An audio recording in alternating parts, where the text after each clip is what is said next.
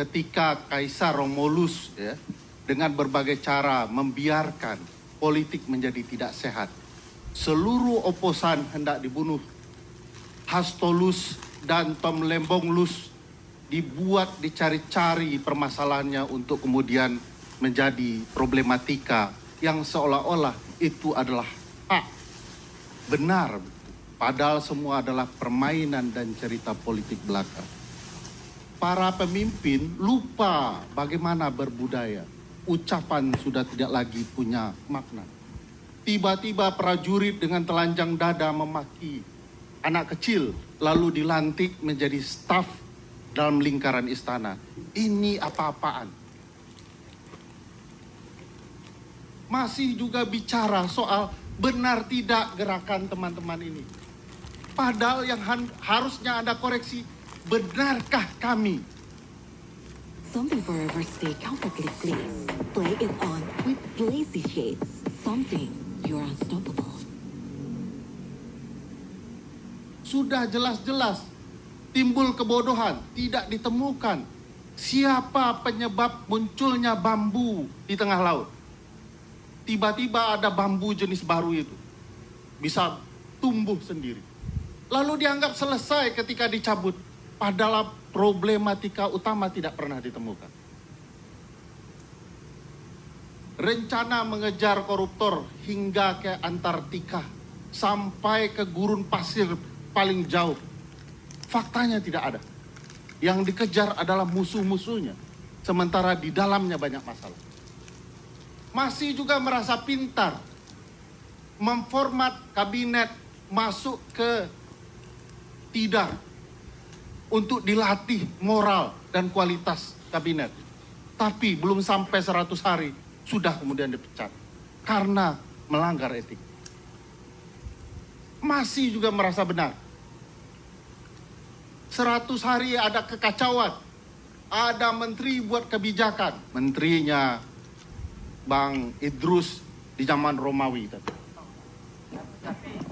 Sabar Bang, sabar Bang. Menteri Abang buat kebijakan nasional. Tapi tidak pernah digunakan pilot project langsung berlaku nasional. Timbul kekacauan nasional. Tapi sudah selesai. Bukan selesai, tapi timbul kekacauan.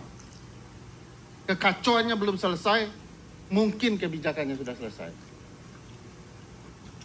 Apa kekacauannya Bang? Secara ketatanegaraan.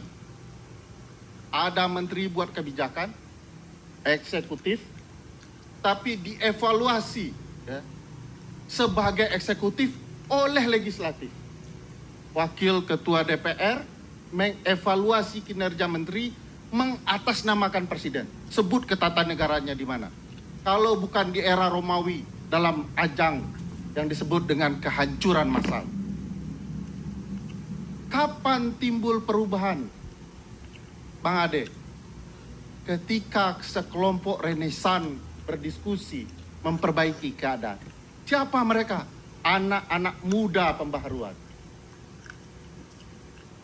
Ada Fidel, El Comandante, ada seorang perempuan memimpin ITB, coba bayangkan.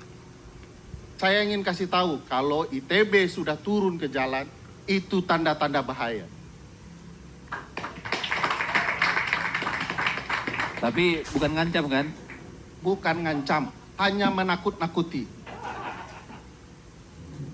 Saya khawatir ya, kalau kita tidak membaca pergerakan dan suasana kebatinan saat ini.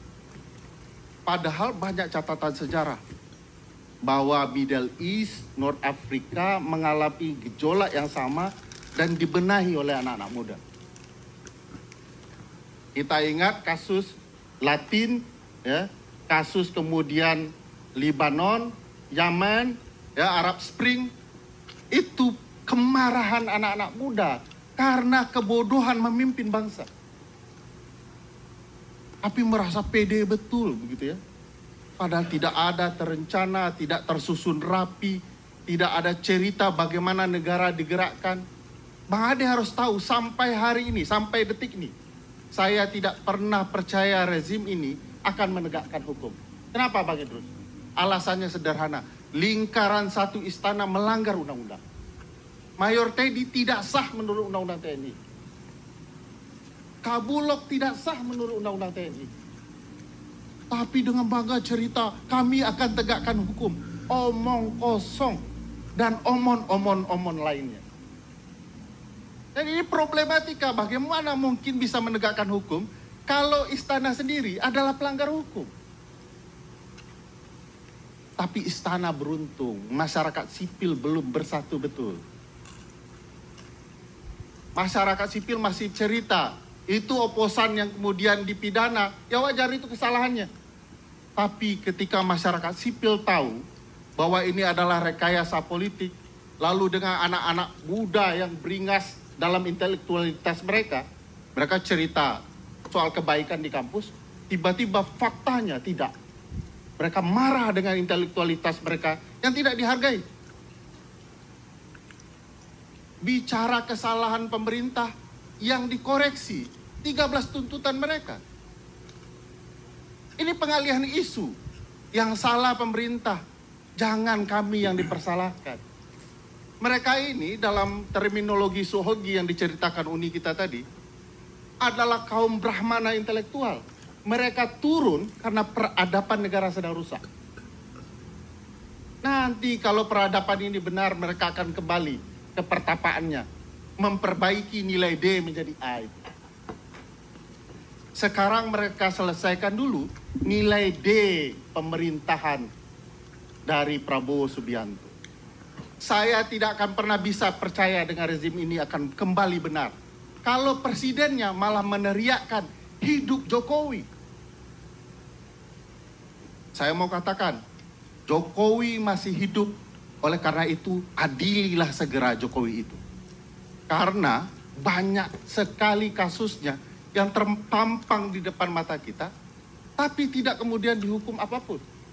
Gratifikasi pesawat jet pribadi itu apa ceritanya? Masihkah Presiden teriak hidup Jokowi karena keluarganya tidak tersentuh? Padahal pesawat jet pribadi itu jelas terang benerang ada gratifikasi. Lalu kita mendenial itu dan kemudian bercerita siapapun yang mengungkit kasus ini adalah orang-orang nyinyir yang anti dengan berbagai kebijakan pemerintah. Saya yakinkan Bang, kalau pemerintah hari ini mengadili berbagai kasus korupsi termasuk di lingkarannya sendiri, saya berhenti mengkritik pemerintahan ini. Tapi kalau kemudian dia hanya mengejar lawan-lawannya dan membiarkan apa yang terjadi di lingkarannya, semua ini omong kosong. Tidak akan ada orang yang percaya dengan pemerintahan Prabowo Subianto. Kalau teman-teman di pemerintah ingin bersiap dan menganggap ini semua bayaran, silahkan.